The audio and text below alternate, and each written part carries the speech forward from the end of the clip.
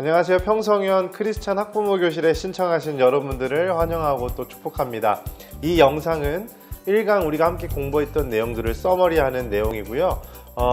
그 외에도 많은 우리 헤븐키즈 학부모 그리고 또 우리 하늘중앙교회의 청소년과 또 자녀들을 양육하는 모든 가족분들에게 도움이 될 만한 영상이 되고자 준비하고 또 제작했습니다. 1강 내용을 한번 처음부터 생각하면서 좀 짚어볼까요? 우리가 정체성에 관해서 함께 공부했었죠. 정체성이라는 것은 하나님이 우리에게 부모라는 이름표를 달아주셨지만 실제로 내 삶에 얼마만큼 부모의 행동을 하고 사는가, 부모답게 사는가, 또 하나님이 원하시는 자녀를 기르는 자의 삶을 살고 있는가를 고민하게 하는 대표적인 키워드입니다. 우리가 먼저 정체성에 대한 확립이 이루어져야만 우리의 자녀들에 대한 정체성을 심어줄 수 있다는 점을 기억해야 하겠습니다. 올바른 정체성을 가진 부모 밑에서 올바르게 자라는 정체성을 가진 자녀가 나오는 줄로 우리가 그때 공부를 했었죠.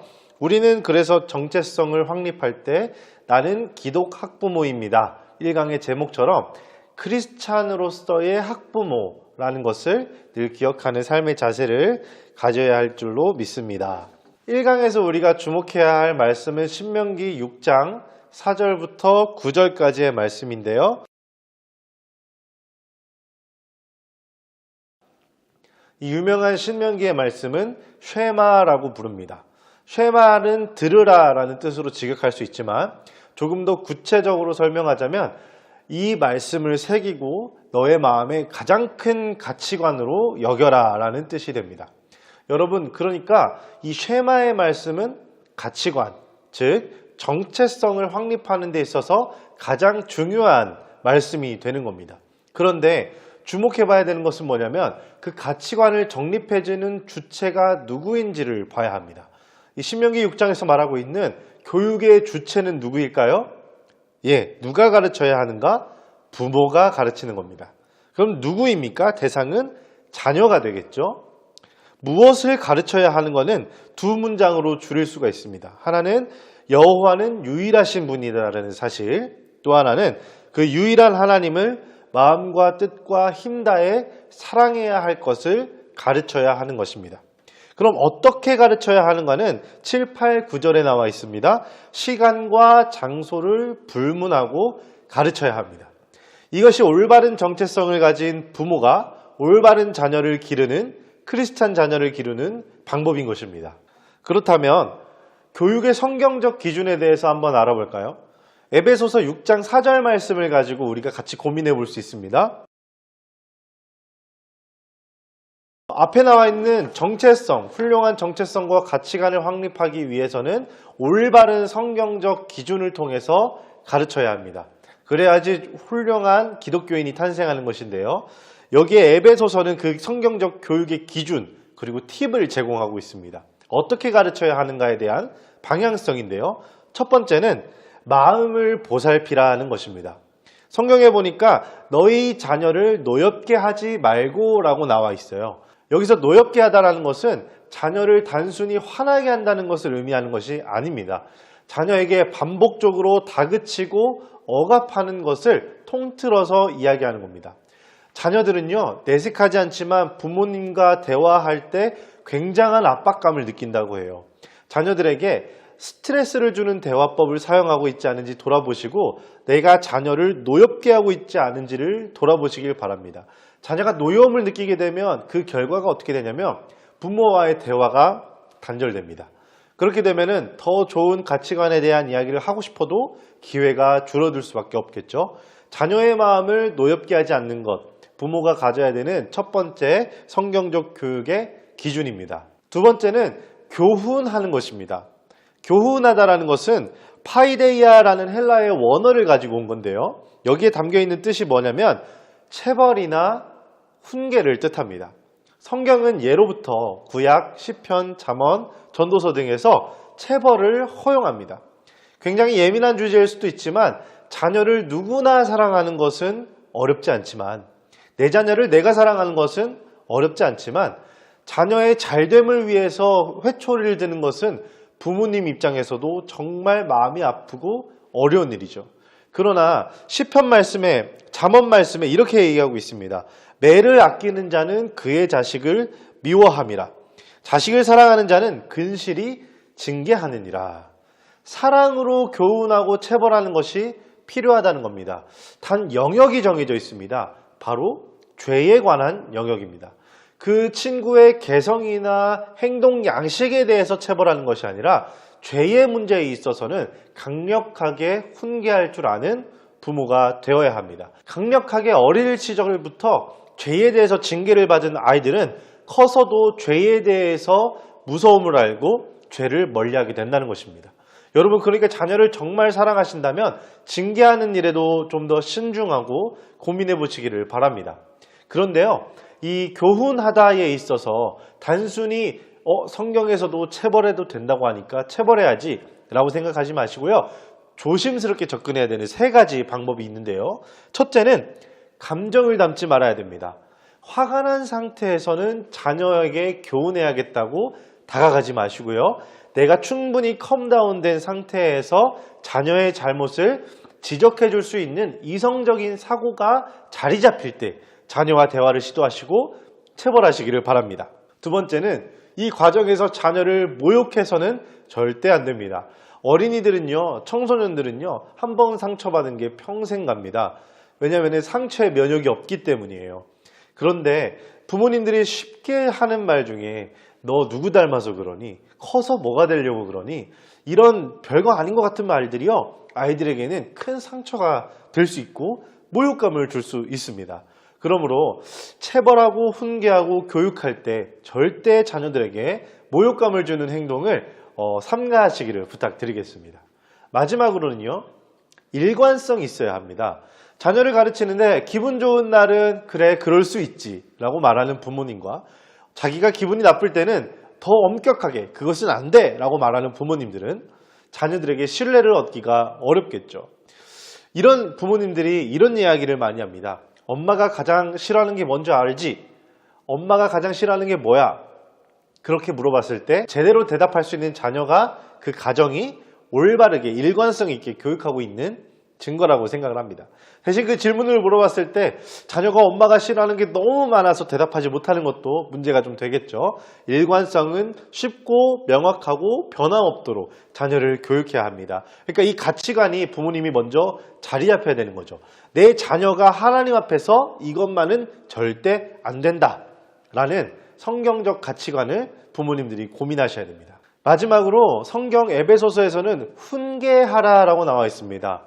위에 교훈하라에서 훈계와 체벌의 메시지가 담겨 있다면 여기서 말하는 훈계와 양육이라는 것은 무슨 뜻일까요? 이것은 바로 대화를 의미합니다. 부모님과의 훌륭한 대화는 훌륭한 그 어떤 경험과도 비교할 수 없는 가치를 지니고 있습니다. 찰나의 대화의 순간이 아이의 먼 미래를 바꿔놓는 경우를 우리는 많은 간증들을 통해 들을 수 있죠.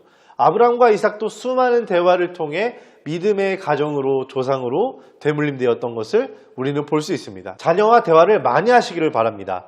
자녀와 대화를 많이 하는 가정은 그 자녀에게 부모님의 가치관과 훌륭한 인격이 되물림되기에 아주 좋은 통로가 될 것입니다.